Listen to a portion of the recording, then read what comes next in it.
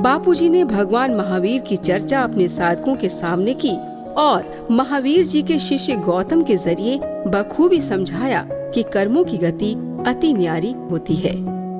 कौशंबी नगर का राजा विजय प्रताप, रानी सुनंदा के कुख से उसका जन्म हुआ। हाथ बिना का बालक, पैर बिना का बालक देखकर रानी बिचारी कैसी हो गई होगी।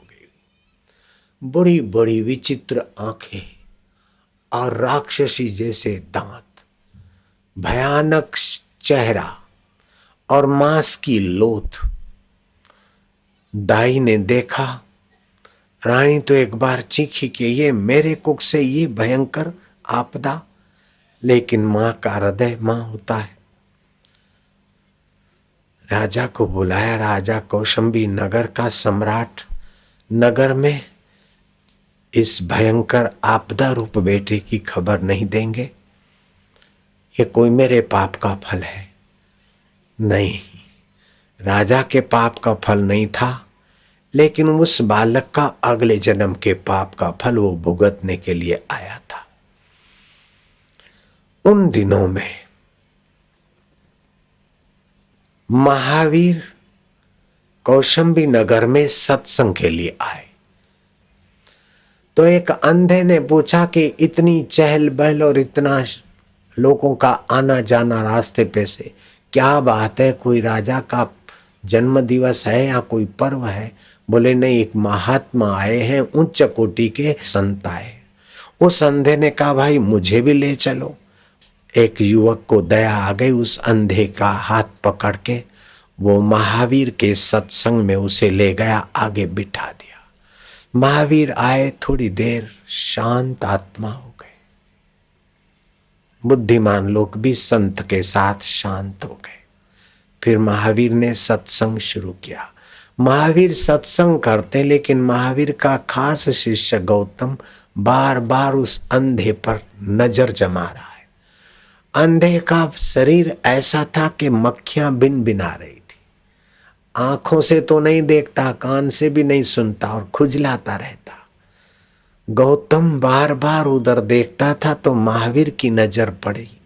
सत्संग पूरा हुआ तो महावीर ने पूछा कि गौतम तुम तो उत्तम साधक हो, संत के सामने एक टक देखकर सत्संग सुनने से अनंत गुना पुण्य होता है, तुम जानते हो, फिर भी तुम बार बार किसी उस अंधे के तरफ देख रहे? बोले हाँ प्रभु, एक गलती हो गई कि हमको लगा कि इस अंधे ने कितने भयंकर पाप किए होंगे। इस अंधे को देखकर तू दंग रह जाता है। बोले इससे भी कोई ज्यादा दुखी या पापी होगा? तब महावीर ने कहा हाँ, कौशंबी नगर का राजा विजय प्रताप का पुत्र अभी थोड़े दिन पहले जन्मा है। इस अंधे को तो हाथ भी है, पैर भी है और कान भी थोड़े बहुत कभी सुन लेते, लेकिन वो सुनता भी नहीं, बोलता भी नहीं, चलता भी नहीं, लेता देता भी नहीं, हाथ ही नहीं निकले। तो गौतम ने कहा भगवान आज्ञा हो तो उसको मैं देखने जाना चाहता हूँ। आज्ञा लेकर गया तो रानी और कौशंबी राजा ने देखा कि संत का खास शिष्य। महाराज कैसे आना हुआ? बोले तुम्हारे घर में जो तल घर में पड़ा है किसी को खबर नहीं दी, एक भयंकर आत्मा जन्मा है, मैं उसको देखना चाहता हूँ, उसका नाम तुमने मकराक्ष रखा है। रानी ने कहा कि मैं दिन में एक बार जाती हूँ तल घर में, नाक मुंह बंद करके भयंकर उसके बदबू निकलती है शरीर से, फिर भी जाया है तो उसके मुंह में कुछ डालती हूँ, राब बाब बनाती हूँ और वो मुंह में डालती हूँ, ऊपर से मुंह से खाता है और शरीर से पिचकारी निकाल देता है और वो गंदगी ऐसी है कि वहां महाराज आप नहीं चल सकते। बोले नहीं मुझे चलना है। तो महाराज को आप सिर बांधा, मुंह पर पट्टी बांधी, एक बड़ी चादर जैसे सारा शरीर ओढ़ के थोड़ी आंखें खुली रख के महाराज को ले गए। महाराज ने अपनी आंखों से उस मकराक्ष को देखा, चकित हो गए। जब महावीर के पास पहुंचे तो गौतम बड़े उदास थे। महावीर ने कहा क्यों उदास हो? बोले भंते ये क्या बात है, ये कैसी कर्म की गति? हाथ नहीं, मनुष्य का बालक और हाथ नहीं, पैर नहीं, कान नहीं, आंखें विचित्र दिखती नहीं और भयंकर आंखें फाड़ फाड़ के यूं कर रहा है, और खाते ही शरीर में से बदबू बदबू निकलती है, उसके कौन से कर्म का फल होगा? महावीर कहते हैं कि कुछ जन्म पहले सुकर्णपुर का एक बड़ा अधिकारी 500 गांवों का स्वामी था। फिर भी इसने